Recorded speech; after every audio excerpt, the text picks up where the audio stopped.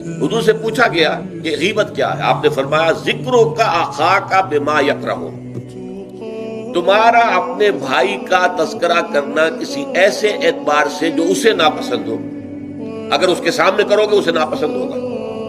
اس کے علم میں آئے گا کہ میرے بارے میں یہ بات کہی گئی ہے تو اسے ناپسند ہوگی، ایسی بات کا اس کی غیر موجودگی میں بیان کرنا۔ اب قیلا کہا گیا، سوال کیا گیا، افرأیتا کہ حضور آپ ذرا غور کیجئے، ان کان فی اخی ما اقول،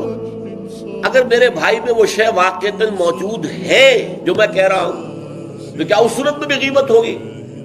قال، فرمایا حضور نے، غور سے سنیے، ان کان فیہ ما تقول فقد اغتبت، اگر تو اس میں وہ برائی ہے جو تم کہہ رہے تو تم نے غیبت کی، وَإِن لَمْ يَكُنْ فِيهِ، اور اگر نہیں ہے اس میں وہ شے اور تم پھر بھی کہہ رہے ہو ما تقول فقد بہتہ،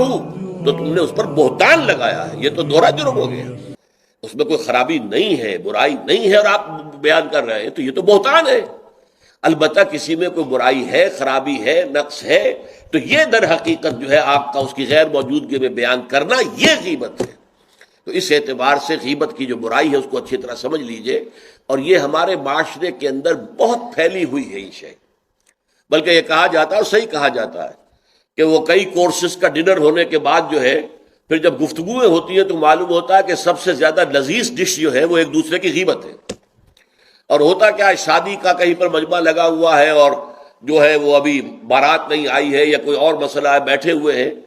تو جب 3 آدمی بیٹھے ہوں گے تو کسی اور کی غیبت کریں گے،